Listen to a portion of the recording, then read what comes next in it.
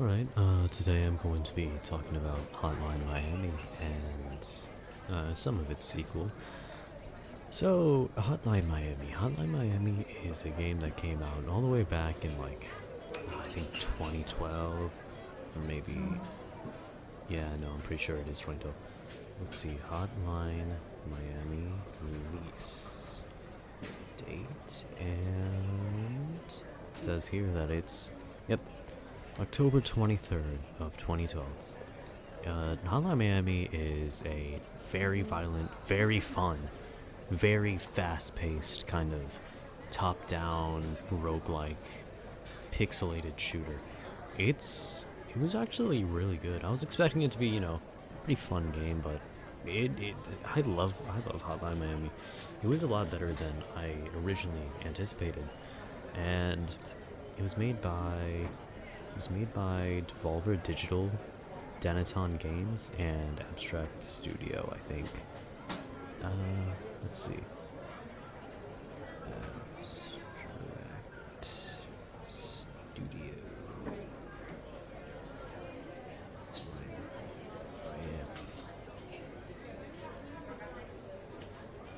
It says here that, Abstraction Games. It was really fun. They made a sequel in 2015 called Hotline Miami 2, wrong number. And yeah, it like built on with a lot of the gameplay, and also there's a really big, expansive cast of characters. It's not just one guy anymore. But before we talk about that, I should talk about Hotline Miami 1. Hotline Miami 1 takes place, well, in Miami, Florida. All the way back in the great year of 1989. Oh yeah. It tastes like... no, it smells like... Let me... It smells like latent homophobia and sexism. And also rap. Yep. It smells like crocodiles and alligators. I'm just talking about random things. I used to live in Florida for 4 years or so. It was kind of boring, but it was actually pretty nice. I think living in Florida, it really shaped to make who I was, or who I am today. And I can't believe I'm making this whole, oh, this is my anime character arc out of Florida of all places. Just a really bad place to be, and then just having an anime character arc there. Yeah, so you play as this guy. His name's Jacket. He's kind of delusional and also has a lot of hallucinations most of the times. And he wears this rooster mask, and he goes out and he kills the Russian mafia. Very simple, And dude, the gameplay is just... Ugh. To describe the gameplay, it's like that one scene in what's his name? Oh yeah, the Lawnmower Man. Like the beginning scene of the Lawnmower Man, where they give this chimp, they take him into a VR training thing, and then they give him a gun, and he starts going rogue and starts shooting everything, and he's like, he's just unstoppable, dude. He made it out of the facility. He killed a bunch of people. They probably could actually no, they killed him a little while later. But they needed to bring in cars that had turrets on them just to take this man down. He was way too powerful. But Hotline Miami, I think what makes it very interesting and different from other shooting games is that it's kind of a really offensive but also really tactical game. So, you can go all out, just guns a-blazing. Bam, bam. Baseball bat. Damn, oof, you're dead. Yeah. Or you could just actually take your time and not die so easily. Speaking of which, dying is very permeated in this game. Well, I don't think permeated is the right... I don't think that's the right word. It's very prominent in this game. Yeah, that's the right word. Dying in this game feels less like, oh, you died. Womp womp. Go start from the beginning. Haha, screw you. It's not like Devil May Cry 5, where if you die, you have to start all over again. I still have nightmares about It's mission like 21. Dante must die mode. Jesus Christ, that was a horrible level. I never want to do that ever again. Anyways, in Hotline Miami, dying feels more just like another minor obstacle that gets in your way. It's mainly due to kind of just the realism. This sounds really bad. The realism of the damage and, you know, killing and stuff. Now, in most shooting games, if you get shot several times through the chest, you'll probably be fine. You know, just wait like 30 seconds. You'll just heal right back. Good as new. But in Hotline Miami, if you get shot, like, even just once by a small gun, you're gonna die. I mean, come on. There's no way you're surviving 7 chest shots, like, straight from the dude. And yeah, I think what really helps the game and makes it really fun is that you can die in one hit, but everyone else can also die in one hit. So it really gives you this opportunity to just kind of walk out of like a room or something, just start like just start shooting everyone, and you just go all out. And you know, I think it's a very fun game. There's a bunch of masks in the game. Like, you don't have to just have the rooster mask. There's a bunch of other ones, and they just give them really normal sounding names, and it sounds kind of weird. Like, honestly, my personal favorite mask to use is Phil, and also Brandon. But my top favorite is just Richard. Richard is a very special case because nothing is special about him, and that's what makes it fun. You don't really have anything that makes you overpowered or have something that sets you back a lot, so using Richard is just a very fun way to play the game. It's very vanilla at times, but at the same time it gives you a real challenge. Yeah, and Hotline Miami 2. In 2015, Devolver Digital, Denaton Games, and Abstraction Games all made a sequel to Hotline Miami 1, which takes place a little bit after, but also some of the missions take place before Hotline Miami 1. See, Hotline Miami 2, it follows a bunch of people, but it's still, you know, it's in the same universe, same city, but now you just get to see things from a lot of other people's perspectives and points of view. And I think that's really cool, since, you know, you fight against the Russian Mafia in the first one, and now you get to see the Russian Mafia side of things. You get to play as one dude who's just a henchman for the Russian Mafia. You get to play as the son. He's just like, he's this all-out dude. He's the top. What am I doing, man? I was gonna say he's the top G because I've heard people say it a bunch of times, but I don't want to seem like a psychopath. Anyways, you get to play as the son. He's like he's the higher up in the Russian Mafia business. It sounds horrible. All of it sounds horrible. Anyways, the son is probably one of my favorite characters in the entire game. He's got 3 different styles. One is the bodyguard, which is actually a reference to one of the final bosses in the first game. He uses this katana, and he also has the bodyguard's broken sunglasses, which he still keeps around. I don't really know why, but, well, because the bodyguard was the bodyguard of the father, who was the father of the son. I don't really know how they know each other, though.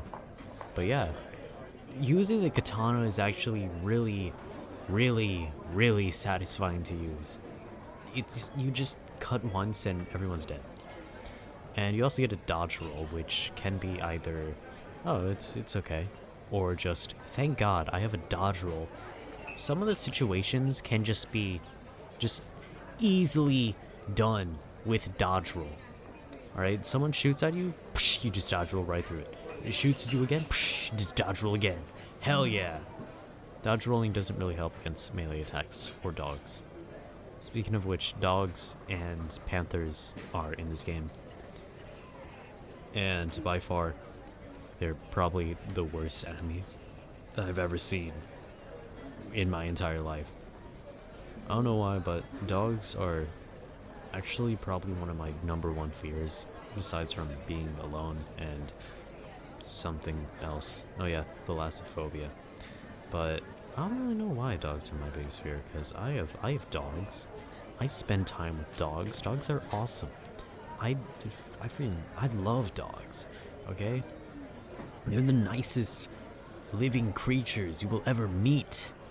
I actually had a dog, and when I was still living in Florida, I would sleep on like my bed, or sometimes the couch if I was like staying over at my sister's house. But yeah, my sister's dog, he would just come up to me, and yeah, we would cuddle through the night, and he was so nice and relaxing. I miss him. But anyways, moving on from that, I should probably start talking about Hotline Miami. And Hotline Miami is a very, very confusing game. Not because of the gameplay. Gameplay is very simple, but the story is barely sensible unless you actually put it together. And I think that's another really big part of the Hotline Miami community, is a lot of people try to like put the story together, and I think it helps make the community really big, and also just kind of helps it just band together and talk about something that they like.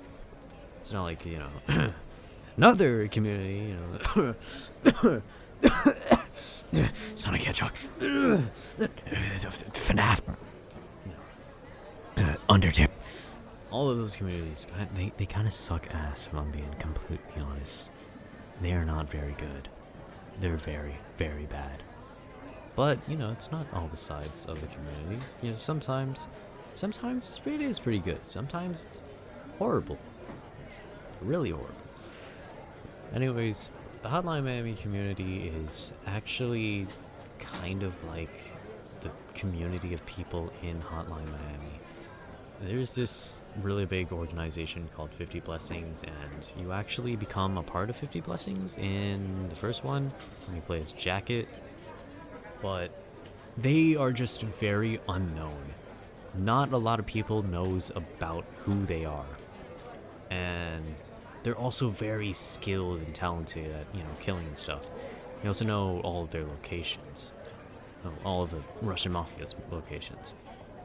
So I think in a way it's kind of poetic, the fact that the community in Hotline Miami, the game, is just very silent and only ever kind of pops out every now and then never again.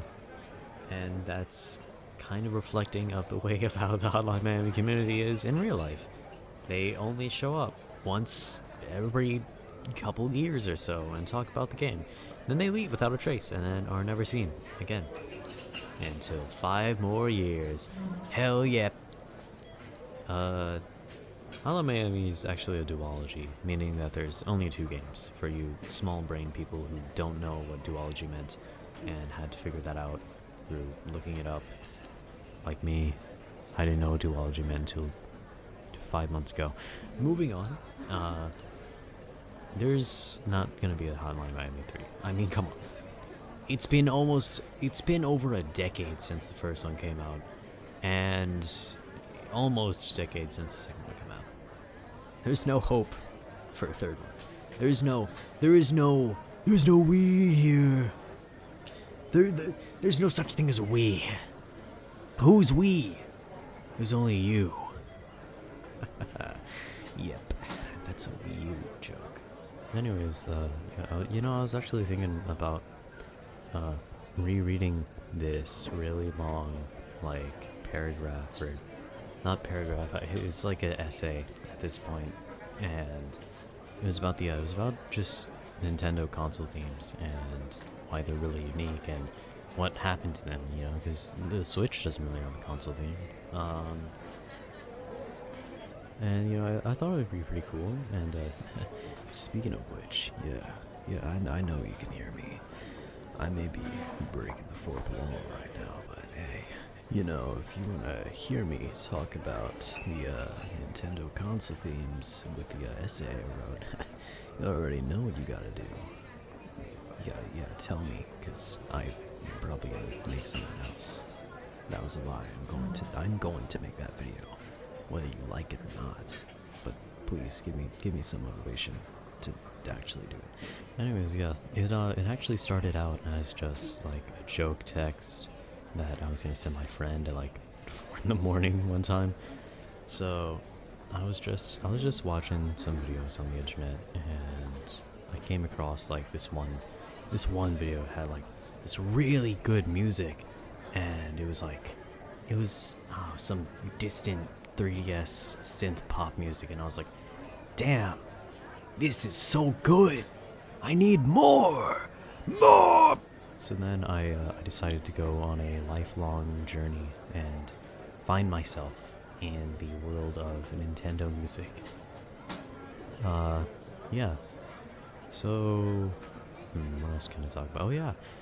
So as I was saying before in some other recording, I was talking about Sekiro Shadows Die Twice. And Sekiro Shadows Die Twice it's actually a really fun game. It was made by From Software, which is the same company that made Dark Souls and Bloodborne. And Sekiro is actually one of their only Japanese games. I know, they're a Japanese company. They make European games. And actually the main director or creator of Dark Souls and Bloodborne, he is actually from Asia. But anyways, Sekiro it's still got that same kind of formula that Bloodborne and Dark Souls had, where, you know, it's kind of like those games, but it's got a really big twist on it. There's not a whole lot of things that you get to do, like classes or armor or swords, but there's still a lot of weapons and weapon arts. And despite not having that, it's still really unique and really expansive. The combat in this game is actually some of the best combat I've had in a really long time. Especially Genichiro Ashina and his boss fight. Hella fun. I enjoyed every single second of it. And it's mainly due to the fact that, unlike most Soulsborne games, Sekiro has a dedicated deflect button. That button is like, I think L1 and L2. It's just like the top left and right bumpers. And if you time it right, you can actually deflect an attack, and it'll like break some of the enemy's posture. Posture is a very important thing in this game, because their posture gets broken. Well, congratulations, you didn't just break their posture, you broke their spinal cords. And if your posture gets broken, you're screwed. You're done. There is no hope for you. Okay? We're over. We're over. Anyways, and it's really this. Posture can make the game really intense at like times where it does not need to be this intense. And you know, it was a really fun game. I haven't beaten it yet, but I'm very close to the end. I got to like it was like some sort of monkey thing, because there's baboons. I don't actually remember how far I got into the game, but it's a lot more technical and a lot more movement, I say, than Soulsborne games like Dark Souls, you know, Bloodborne. I just said Soulsborne. Why am I listing why it's called that? But yeah, you should definitely go check it out. Nashir Dalal, he's the guy that voices Fu from No More Heroes 3, and also the guy that voices Charles in Red Dead Redemption 2. He plays Sekiro, and I actually thought he was Hanbei the Undying, but that's Brock Powell. When I found out that he played Sekiro, I was really shocked. I was also really happy, because he's really good at playing as Sekiro. Yeah, Sekiro's he's just like the main guy. I don't actually know what Sekiro means. But the main breakdown of the game is like you're a shinobi, right? And there's this really big war that happened. Like everyone's like, rah, pow, pow, psh, the fire, pow, pow, pow, pow, bam, bam, bam, bam, psh, shing. I'm gonna burn this company to the ground. Oh, not so fast, Jack. You're over. Let's dance. Pow, psh, psh, psh, psh, shing, shank, shank, sword noise. I don't know, Japanese weaponry, I think. Yeah, it does take place in Japanese. So, and then a little bit after that war, it's like Sekiro, he's a young boy, and this guy, his name's Owl. He just kind of walks up and he's like, boy. Good boy. It's boy. Ah, yes, boy. And I think Owl almost kills him at first. And Sekiro is just kind of like, because he doesn't really have anywhere to go. And he names him Wolf, and that's kind of what everyone calls him. And in like my first playthrough, I was playing. I was fighting against like Kenichiro Ashina or something. I was fighting against one of the bosses, and I was on a call with my friend, and I just said, you know, my name's actually Wolf, so you're good, Star Fox, but I'm better.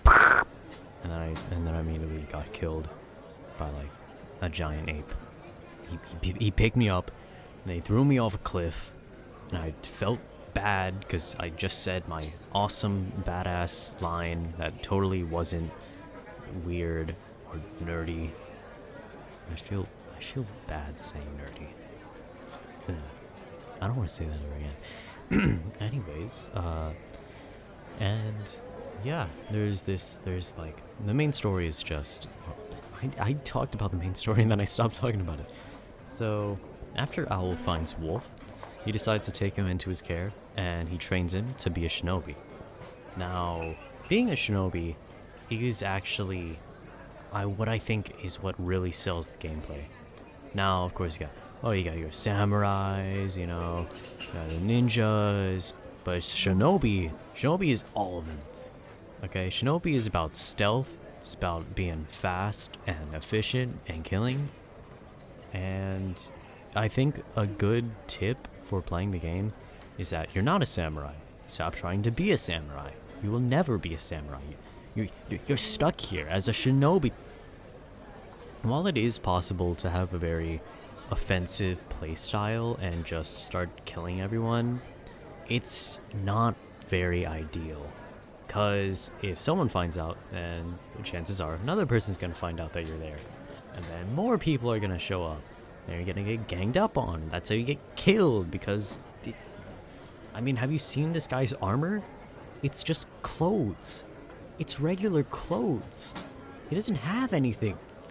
Anyways, being a shinobi means that you can also be very stealthy. Now, a lot of the game is also garnered around stealth. I remember one of the boss fights, if you can even call it that, it's not really a boss fight at all. It's focused a lot on being stealthy in order to kill the main boss. So, being stealthy can actually help a lot if you're struggling to deal with, you know, a lot of enemies, and you can just take them out one by one. But there's also times where you need to be offensive and just show up, like, guns a-blazing, and just take everyone out like that. And, oh yeah, I think it was called decimation attacks or something like that, something along the lines of that. And it's like this signal, it just shows up, and I think it's death in I think it is death, or it's like decimation something in like Japanese text. And then there's this one, it's like a stab, like a thrust, and there's another, it's a sweep, and then it's a grab. And it's kind of like, it makes you do this really quick, like rock, paper, scissors in your head. And the thrust can be beaten if you have a certain martial art where you just kind of stomp on like the blade or whatever they're using to thrust at you, and then you can do some like a really good critical hit. Or the sweep. The sweep, you have to jump up and then you have to kick them while you like mid-air. This game also has a dedicated jump button, unlike Bloodborne and Dark Souls. So you jump up, kick them in the air, and then you can do like another really cool critical attack. And the last one, it's grab. There isn't really a counter to grab. There's mainly just running away or dodging. You can't like, there isn't some cool critical hit you can do after doing like after countering a grab. But yeah, it was a really fun game, and I think that one of the really best parts about it is just the designs that a lot of the characters and the enemies have. Like, dude, there's this one guy. I forgot his name. Let me think. Oh yeah. Wait, no. Yeah, I don't remember his name. Let's talk about Genichiro Ashina. His design is awesome. I love Genichiro Ashina. He's so badass. He's so immaculate. I'm not gay for him. I'm not gay for him though. Actually, never mind. Where's my composure? Anyways, Genichiro Ashina is like really cool. Even though, you know, kind of a bad person, he's still like one of the coolest people in the game. He has like this long hair, and usually it's just, he just keeps it behind his samurai outfit. But when his samurai outfit gets like taken off of him, he's got this like really long, kind of wavy, it looks really messy and unbrushed, but I think that just adds to like the whole ruggedness feel. Like, this is Lord Genichiro Ashina. This is who you're up against. This is the guy. Okay? This is the lightning dude. He also uses lightning and makes him look awesome. And when he's in his regular, you know, samurai outfit, he still looks pretty cool. It's just, I don't know, I like the one where he doesn't have all of that heavy samurai gear to slow him down anymore. Now he's just really hell-bent on killing you. There's this other guy, oh yeah, Hanbei the Undying. He's really cool. He looks dead, because he kind of is dead. He's the Undying. Come on now. And he's got this like traditional green samurai outfit. It's not like the usual red that you would see. Actually, a lot of them have a green samurai outfit. He's actually pretty cool. He doesn't mind the fact that you kill him over and over again, because he's pretty bored since he's immortal. And so fighting and killing him is actually something he likes to do to pass the time. So, is that a fly? What the hell? Anyways, bro, where are you? Get over! Yep, no, I see it. Well, that's just gonna be a pain in my ass for the next... Jeez, you know, how long have I been recording this? Damn. It's just gonna be a pain for a little bit here in the sky, in the background. There's a little fly in. How is he that big? Anyways, Hanbei the Undying. So, Hanbei is actually probably one of my favorite characters too. A lot of these guys are my favorite because of just how cool they are. Hanbei is actually very chill. He's low-key a really nice guy to hang around with. He's the kind of guy who you'd say, cheers, I'll drink to that, and then just start listening to like lo-fi. Yep. Anyways, oh yeah. So since Hanbei is undead and can't die, he likes fighting to pass the time. I already said that. Yeah, I know. I'm just reminding you so I can try and get my train of thought back. What was I thinking? Hmm. Hmm. Hmm. Oh yeah, right. So, yeah, he's just like pretty nice guy. I liked having Han Baby Undying around. And his face, it looks pretty mangled, but it also makes him look pretty cool. I'm trying to think about talking about the game without spoiling too much of it. Oh yeah, Owl. Owl, dude, this man. He's like a really buff version of Santa Claus. he's he's just this he's this force that is not to be reckoned with. He taught Sekiro or Wolf all of like his attacks and stuff, except for some of them which he learned from the carpenter, but we'll get on from that later. And he's just like he's a very, very powerful being. You can already tell just in the way he like talks and just due to his stature and size, you can already see this guy is very powerful. It's mainly through the way he's portrayed in the game. But oh yeah, let's talk about Sekiro, the guy himself, the man, voiced by Noshir Dalal.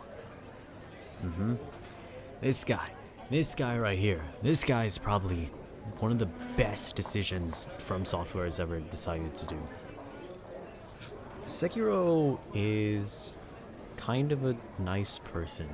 Despite him being a literal killing machine and probably ended a lot. Well, he didn't probably end. He did. He did end a lot of lives, okay? There's a lot of people that will not be going to see their families. Because he killed them all. Rah!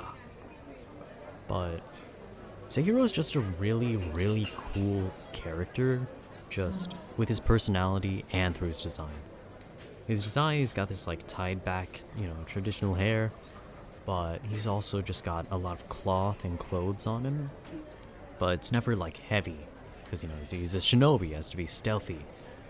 And he's got the samurai sword, he's got oh yeah, his arm. During like when you're playing it in the first couple parts, he has his arm still. But then, once you have to fight Genichiro Ashina for the first time, his left arm, it gets cut off. But then he wakes up next to the carpenter, and the carpenter, he gives him like a prosthetic arm, but it's not like, oh, well that's great. It's kind of like a replacement. Nah, it's like it's so cool. It's one of those ones that costs you like a kidney and your entire life savings to actually pay for. The prosthetic arm that he has is more than just, oh cool, he has an awesome arm now. It's also one of the biggest main one of the biggest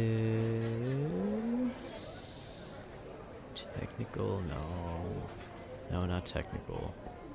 Maneuvers? No, not maneuvers. What is it? I'm trying to think of a word here. It starts with M. It's like, oh yeah, mechanics. His arm is probably one of the most interesting mechanics I've seen in a game like this in my entire life. See, his arm is kind of like the Devil Breakers from Devil May Cry. He can switch them out sometimes, and he can get new ones, except they don't break. I mean, you can run out of ammo, but it's a Soulsborne game. It recharges whenever he sits down and takes a rest. But the arms are very, very good. Someone has a shield, use the axe. Bam! Now his shield is broken. Kill this man. Rah! What's that? It's a guy. Shh, eat firecrackers. Die. Forgot which ones I used. I don't have the axe because I really liked using that one. I think I had like butterfly shuriken or something, which was it was okay. I didn't really like using it because I thought it was gonna be really cool since it's actually in one of the boss fights. It's not how you unlock it, but one of the bosses uses them, and it was so cool when I first saw it, and it did a lot of damage. I thought it was gonna be like better. It's one of those times where where you fight against a boss, they're really powerful, and then you actually get to play as them, and they're kind of suck ass and aren't powerful whatsoever. But yeah, and then I had some sort of like umbrella shield, which was okay. It was decent. Yeah. Oh, there's also like these martial arts that you can use, and like different kind of arts like fighting and stuff. There's different kind of moves that you can have with your regular sword. There's martial arts, which makes it like there's like, you know, your passive abilities, like, oh, you're harder to spot now, or great job, you have more stamina. But there's also martial arts that actually benefit the gameplay and improve it a lot. There's this one, it was like oh yeah, you like kick the blade down, it's like one of the counters for the thrust. There's this other one where it's like damn, I forgot what it was. I think it's like a kick attack or something. And then you have these like, I forgot what it's called, but it was like spirit art or something. It was something really cool. And it's not really for your sword, and it's not really for your body. It's for you. And the spirit arts are really cool. There's this one where you get to use like this really, really powerful like mythical sword. Oh, and it kills anyone who wields it, but you can wield it because you're just that cool. And it's like Jetstream Sam's quick draw in Metal Gear Rising Vengeance. It's like this, you just do a quick draw, and it's really powerful and stuff. And, you know, it's actually pretty cool, but I didn't really like using it. And then you have the one, my favorite, my all-time favorite, the puppeteering one. Hell yeah. The puppeteering art is actually really, really useful to use, and you also needed to get one of the secret endings in the game. But, hey, that's a topic for another day. The puppeteering art, once you do like a critical hit on someone or like sneak kill them, you can actually choose to like puppeteer them, and now those enemies, they fight for you now. So you're having trouble with the boss fight, bring the one guy with a spear along. Hell yeah. Although he gets killed kind of easily, but I mean he's still really useful to use. Yeah, also the enemies designs are just really cool as well. You know, you got these like snake-eyed women who cover their faces so you actually can't see their eyes. So they're all frauds. I don't believe a single one of them. None of them are cool enough to have snake eyes. They have the power of the United States of America. That's what I'm talking about. USA, USA, USA. Okay. That's enough. That's enough of that. They have guns. Yep. This is the ancient Japanese game. They have guns. Of course they have guns. There's just like regular human soldiers. Not really a whole lot to talk about with those guys, you know. It's just like the samurais and stuff. You got the big samurais, they're dressed in red, they're like the generals, commanders, all that kind of stuff. They're really powerful, and they can actually use decimation attacks. And then you have the wildlife. There's like geckos that are really big, but they aren't that bad. You can kill them very easily. Got these guys that look like they came straight out of Bloodborne, and I think they might have came straight out of Bloodborne. I don't know. It just kind of seems like it. They have a bunch of needles and stuff stuck in them, and it's one of those needles you use to inject stuff into you, like medicine, or oh yeah, the ones that they use to take blood samples of you. But there's monkeys that you have to fight. There's baboons. All that kind of stuff. Really cool, really cool. Yeah, you know, Sekiro is just it was a very fun game. I enjoyed playing it. You should probably also play it. I feel like this conversation is drawing out a really long time. I expected I'm gonna be honest, I don't know what they're doing over there. Like, when's our food gonna be ready, man? We've been at it for a whole 20 minutes. Anyways, yeah, it was really nice. Really nice talking about it. Well, I can't really think of anything else to talk about. So,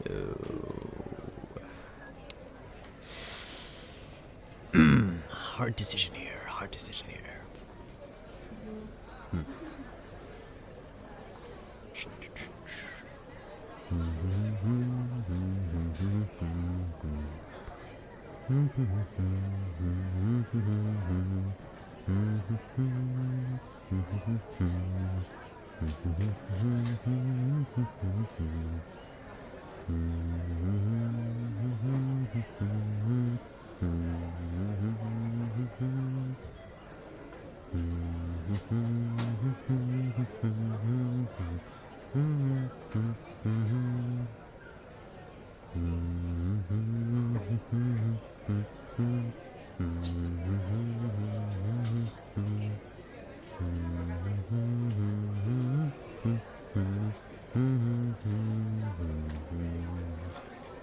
Oh, hey, there it is. Alright. Well, it was nice talking to you. I have to use the bathroom, actually. So, I'll be back. Alright, bye-bye.